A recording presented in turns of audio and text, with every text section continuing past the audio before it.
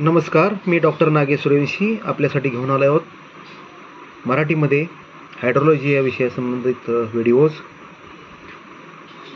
आज आपण measurement of precipitation याच्या संबंधित डिस्कशन करणार आहोत.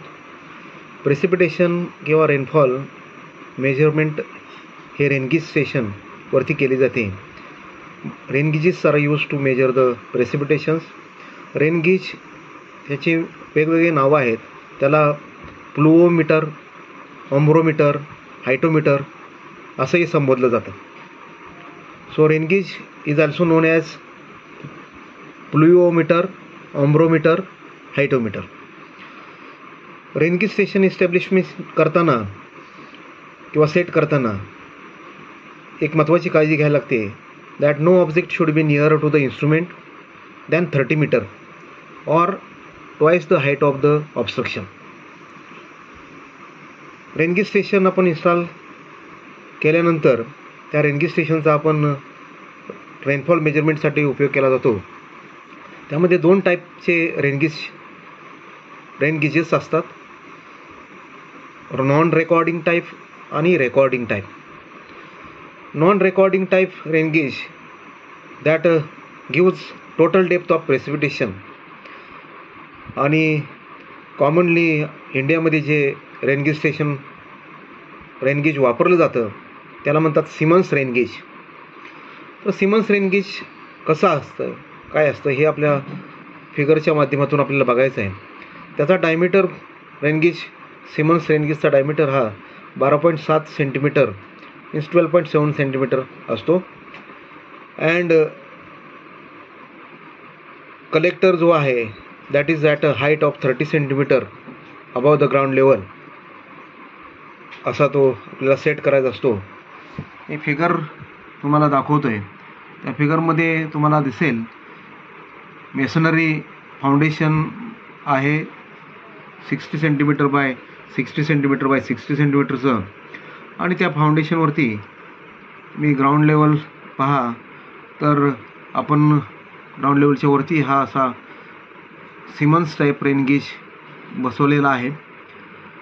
So if you see that त्याच्यामध्ये आपल्याला फनेल आहे, त्याच्यामध्ये आपल्याला जे आउटर रिम आहे that is above 30 centimetre above the ground level. आणि फनेलच्या माध्यमातून पाऊस कलेक्ट होतो, तो आतमध्ये दिसणाऱ्या ग्लास बॉटलमध्ये तो कलेक्ट केला जातो. त्या ग्लास बॉटलचा diameter generally 7.5 centimetre to 10 centimetre असा असतो. आणि जो पडणारा पाऊस फनेलमधून त्या ग्लास बॉटलमध्ये कलेक्ट केला जातो. आणि जे कलेक्ट केलेलं पाणी आहे ते त्या बॉटलमधून किती कलेक्ट झालं याच्यानुसार किती मिलीमीटर पाऊस किंवा सेंटीमीटर पाऊस झाला तो मेजरमेंट केला जातो. दुसरा म्हटलं की रेकॉर्डिंग टाईप ऑफ रेनगेज. त्याच्यामध्ये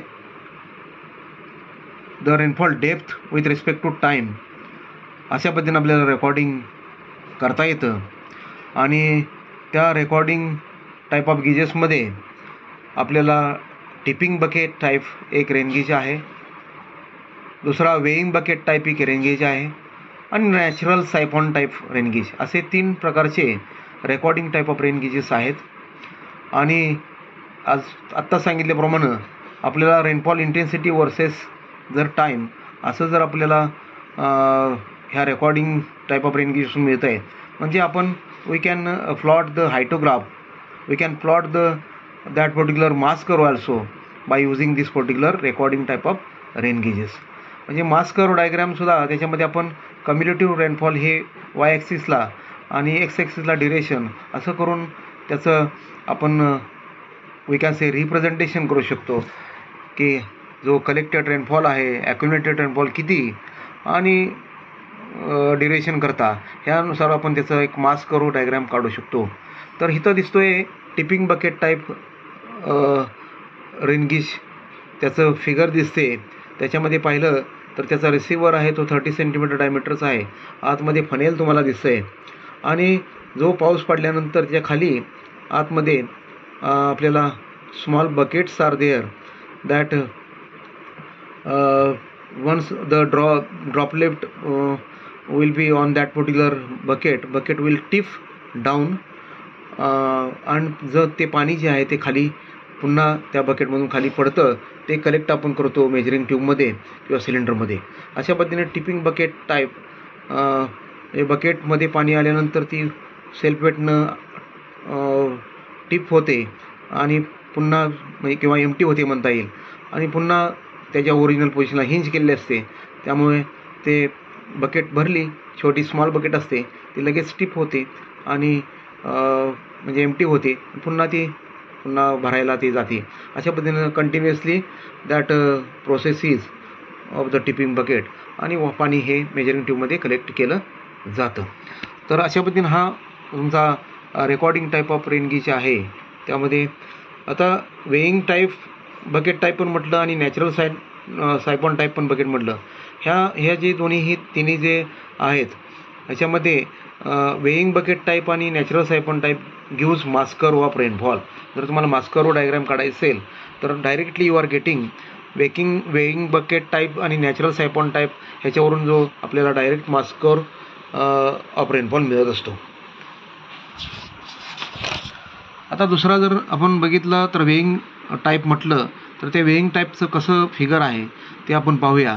त्याच्यामध्ये पहा वरती रिसिविंग फनेल आहे, नंतर कॅच बकेट आहे, त्याच्यानंतर स्प्रिंग बॅलन्स आहे. वेईंग बकेट आहे म्हणतो त्यामुळे आपल्याला स्प्रिंग बॅलन्स त्यामध्ये आहे आणि स्प्रिंग बॅलन्स जे आहे त्याच्या खाली जर आपण बघितलं तर आपल्याला कनेक्शन्स आहेत त्याच्या